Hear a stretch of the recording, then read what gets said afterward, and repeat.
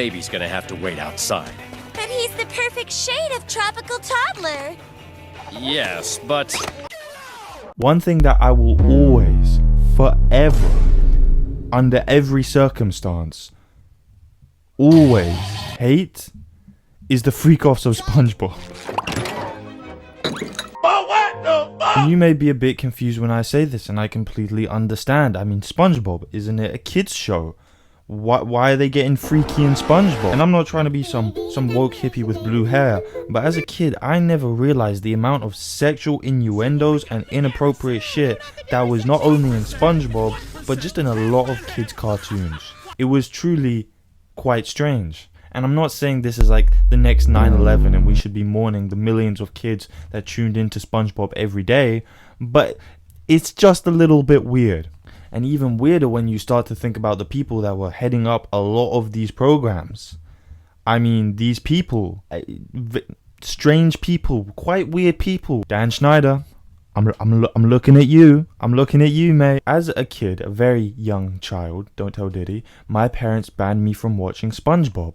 And now has that created a lifelong turmoil of me being in constant conflict with them because I never got to watch my favorite show growing up? Maybe, but looking back on it now, there was a lot of freaky shit in SpongeBob. I mean, goddamn, there's entire compilations about this. Like, the best butts in SpongeBob? Bro, the best butts? What the fuck, bro? The best butts? There's fucking Reddit threads about this shit. There's literally everything. I'm gonna play a scene right now for you, and I'm a voiceover it while it plays. But as a kid, you might have not understood this. But as an adult, you can quite clearly see SpongeBob is watching some crazy things. Some crazy things for anything that's living in the sea, bro. I mean, like that's all the evidence you need right there. SpongeBob is a freak. And when I was doing a bit more research into this topic, I came across quite a lot of very old threads that were also discussing this and were saying it's a bit strange, especially in the earlier seasons. Again, I don't want to blow this out of proportion and make it seem like these children were traumatized watching this and these people were getting like preyed on, but it's just a little bit strange. The sexualization of cartoon characters in kids' cartoons, it's like, why is that there? It's for kids. But for specifically SpongeBob, which is what I'm making the video about, it was actually supposed to be a bit of an adult show. It's supposed to be aimed towards older audiences. Now, just to explain this a bit more, there are different ratings to show. TV7 is for audiences that are under the age of 7, and this is where certain shows like SpongeBob fall in their category. There's then PG, which stands for parental guidance, which at this point probably young children should not be watching it. Then there's 14, which is for 14-year-olds and younger and no older. And then we get to M, which it's the freak zone, bro. It's crazy. Anything flies. Like a Diddy party. But with a lot of shows that are in PG or TV7, a lot of these guidelines are broken. And it's safe to say that a lot of the content that is being shown in this maybe shouldn't be there.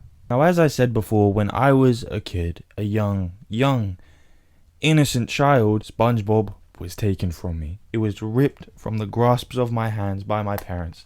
And still to this day, I have not forgiven them. However, around this time when it was taken from me on the big screen, the TV, I got myself an iPad. Well, I didn't get myself. My parents bought it for me.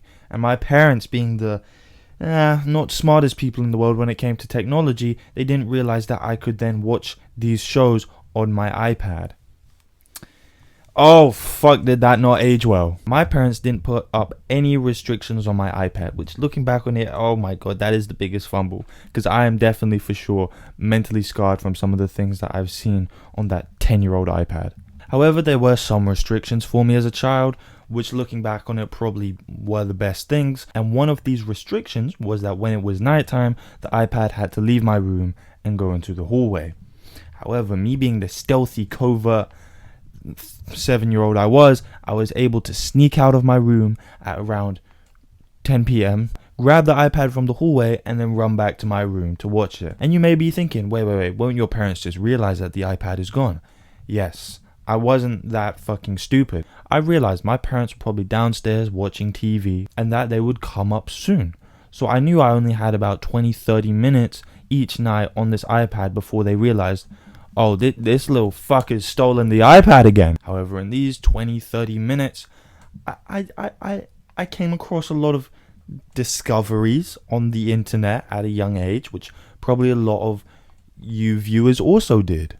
And this is where I personally discovered the freak off and the dirty, disgusting side of the SpongeBob fanbase. Now, I'm not going to go into detail or name any of these places on the internet, but let's just say I found myself stumbling across quite a few servers that were very clearly aimed towards children, so I joined them. However, when you would click on these servers, they would be asking very strange things for a server that was claiming, oh, this is just family friendly, allowing SpongeBob fans to meet up and talk to each other, you know, and there's nothing dodgy about this. Please enter your mother's credit card pin. But a lot of these servers that were probably run by older men asked very strange questions. A lot of these servers were very predatory, and lucky for me I was a bit older, so I didn't find myself giving my mother's credit card information, but they were asking for pictures, drawings of your favorite characters, including your hands in it. It was a bit weird. Now, I'm really not going to go into too much detail because I genuinely don't know a lot about it. But even today, you can quite easily find Discord servers that are talking about very popular cartoon shows. And when you go on those Discord servers, a lot of strange things are in them. Things that shouldn't really be there, considering that these Discord servers are aimed towards children. But focusing more back on the specific aspects of the shows that are very weird, even if you look at cartoon shows like Regular Show, there are still some very inappropriate and weird shit that is just off-putting for it to be in a kid's cartoon. It's a little bit strange. However, if you're really thinking about it and you want to dive head on straight into it, cartoons were really always meant for older audiences. It's only in recent years that the audiences have become younger and younger and younger, and it has sadly become seen as quite a childish form of entertainment, which it's not. For many years, my dad thought cartoons were fucking gay, and you had to be a little stupid child to watch them, which is not correct at all. I went with my dad to watch Spider-Man Into the Spider-Verse with him when it first came out. And going into it, he thought, this is fucking stupid. But after he came out, he was absolutely blown away by just its sheer beauty and its storytelling and it just being a genuinely great form of entertainment. If you like the video, please like and subscribe, and I'll see you later. Peace.